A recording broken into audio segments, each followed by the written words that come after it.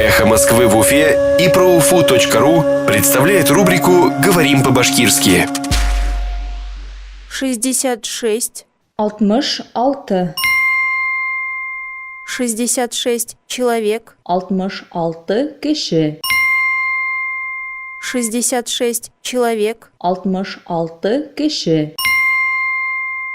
На забастовке избирателей в Уфе задержали 66 человек. Өфіле хайлаусылар забастовкаһында 66 кешене кулга алдылар.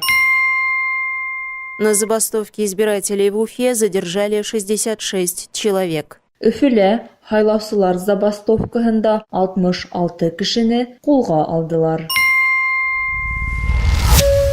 «Эхо Москвы» в Уфе и ProUFU.ru представляет рубрику «Говорим по-башкирски».